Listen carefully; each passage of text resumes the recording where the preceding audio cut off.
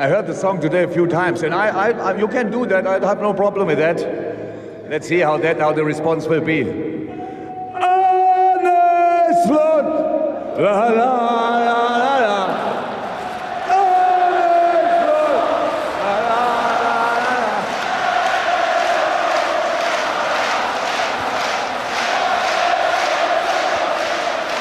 So it was Liverpool 4, Spurs 0, hitting no shot on target.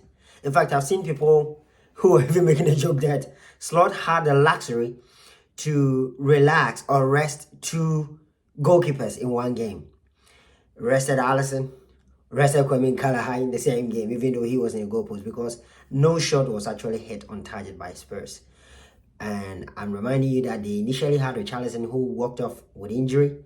Son was in front, and they still couldn't do nothing. Now, that got a lot of people thinking about the team as a whole. I know people are speaking about Van Dijk's dominance at the back, Salah's goal contribution, Cody Gakpo, who can't stop scoring at Anfield. But I want to talk about someone special. And that person is not a player. He is the manager, Arne Slot. Let me take your mind back to that our final game where Slot,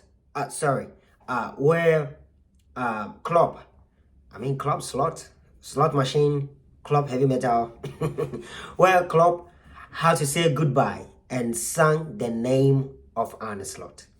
Well, we have known Klopp for his charismatic nature, how he managed the players, the whole team staff, and then the whole city of Liverpool, even including how he handled Evertonians.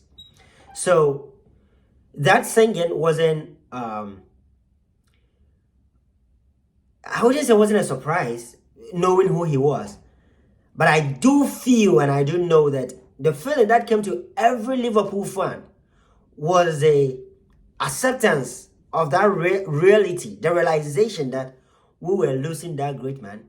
And here comes a man whose name none of us, I mean, I could tell you that a lot of Africans, I don't know about you Europeans because he was an European, but I don't know about the African Liverpool supporters. None of us, or even if there were a few, had heard about Arne Slot.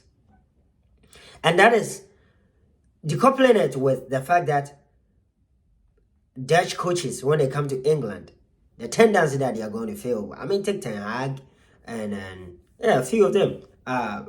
This guy, the initial coach, the Holland, is it that guy who went to Barcelona, right?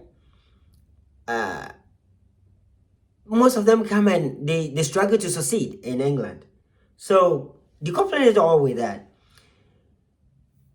a lot of us were in shock. We didn't know what was next. In fact, if you go back to watch that parade and you look at Van Dijk's face and you look at Salah's face, it's like, all right, so I guess that's my last season then, or after next season or middle of the season, we'll see how this goes, but I'm sure I'm done. Like that was the expression on their faces.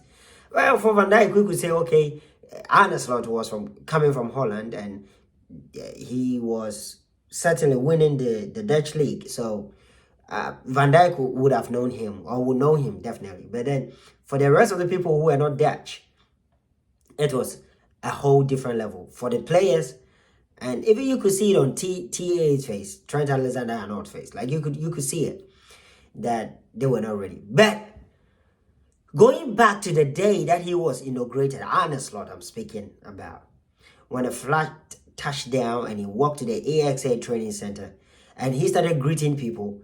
And after he told them politely that let's go have breakfast. And after the breakfast, he made a statement.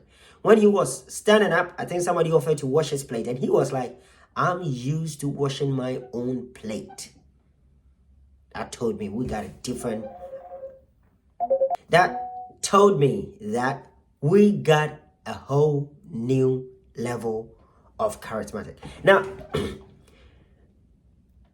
there's one thing with Americans, right? And I'm speaking about our owners. There's one thing about the Americans. When I came here, I realized they talk so much about organizational culture. I mean, yeah, if you go to Europe, if you go to Africa, some people pay attention to it. But the level that Americans pay to organizational culture. In fact, if you want to make money, you have to be a consultant in organizational culture in America. Because the level that these people pay attention to organizational culture is mind-blowing, it's phenomenal. And I do think that actually influenced their decision to come with Arne Slot. Because we all understand the person that was on the list was Xabi Alonso, who we were bent on picking from Bayern Leverkusen. And then the next one was Manchester United's current disaster. Nobody is mentioning Ruben Amorim. But yeah, I mean, right? So, and we sort of snubbed, okay, Alonso snubbed us, good, and tank our stars for now. And Ruben Amorim, I think, decided to stay. So technically, he snubbed us, or we snubbed him. I don't care. We know the final product in Manchester United, so I'm not even bothered by that. But I think and I understand now that those owners or the recruiters went with Arne Slot because of his charismatic nature, similar to Jurgen Klopp. And one thing that I also find fascinating is when they have press conference, their level of clarity, their level of sincerity, yeah. But I think by now everybody knows. And even there's this similarity with their voice, the way they articulate their ideas and their opinions, how they talk about players, even when they're supposed to burst out. I mean, Klopp will burst out on the touchline, but when it comes to the interviews, I mean, he makes jokes and all. But this guy will put his hands in his pocket, try to give instructions, succinct ones, easily executable by the players. And he gets his way through. So far, I mean, his plan seems to be working after playing so many games. Turning players upside down, extracting character from players, extracting talent and goals from some of them. Arne Slot is the real deal. And his culture of managing the players in the whole city is mind-blowing. You remember that child, Isaac, who has, I think there's this immune disease, something like that. Nerve or genetic disease that this boy had. One of our favorite supporters, that young boy, 6-year-old. Actually, I think he should be 7 this year. Isaac, how Arne Slot brought that Isaac story up, how he allowed Virgil van Dijk and Mo Salah and the rest of the players to have him, welcome him there, even he himself. He is very charismatic, similar to Jurgen Klopp. And I think that it is that culture, that character that made our owners go for him. And I don't think anybody's going to regret that, because we have lived in that atmosphere. We have lived in that era where the supporters are also part. I mean, Liverpool fans, the Klopp have always been an integral part of the team. But with Klopp, how he integrated, carried us all along, turned us into believers, we needed someone like him. And that person was in Arne Slot.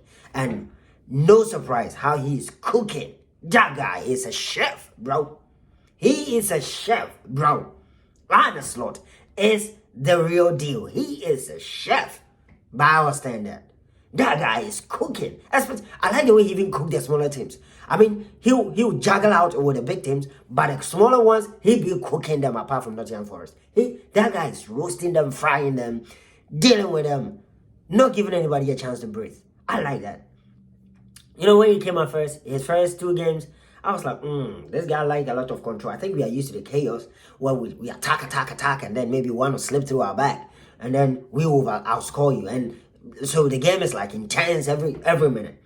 This guy came with a level of control, and so I started feeling like, I think the fans are not going to get the intensity, so I think we better get used to and blah, blah, blah. But no, hell no, that boy was just picking his way up. Now he be despondent. Yesterday, at some point, I felt so sad. I felt some sort of sympathy for Spurs, and I wanted this guy to tell the boys to take their legs off the pedal, and he was not letting anything. So he was not going to put up with nothing. None of that shit. He kept letting the boys. Some was running even at the 70th minute, as if we were down by 2 goals. Damn, that guy has turned those boys into machines. The slot machine is really working. His tactics, his way of combining traditional number 9 roles and false 9. But oh damn, that guy's good. He's good. He's good. And people have started talking about a quadruple, but at this point, we got to implode. Maybe, and I hope not, the flight carrying our players to maybe an away game, maybe just fall off flat or something, and then we lose our players. Maybe that's how we're going to lose these trophies. But as long as I'm thinking about it, FA Cup, Carabao Cup, the league, Champions League. I think with Champions League, the only team that I think can stop us is Madrid again. I know people will doubt me, but it's Madrid again and Barcelona. These are the two teams that I'm looking forward to somebody knocking them out, kicking their ass out. Then I know we get our hands on the trophy too. Arne Slot is the real deal, man. You can talk all you want about the players. Yeah, I hope Salah's contract is extended. I hope Van Dijk stays. And TTA, Conor Bradley, is already stepping in his shoes. But I hope he stays too. So we get the best two right backs in the world for now. But the real deal is what we have. And he is not going nowhere for now. And that is Arne Slot. Let me know what you think about this manager. I think I'm going to make a lot of videos about him. If you're new to this channel, kindly subscribe. And let's hit 100 subscribers by the end of the week. By the end of the weekend. That's my target. Let's do that. Share this video if you're a Cup supporter. And we are starting and we don't know when we're stopping. Because it looks like with Arne Slot, we are challenging for every trophy every year. And we've just started. And we're not going nowhere. This is your favorite Cup. Your #1 African Liverpool supporter. Peace out.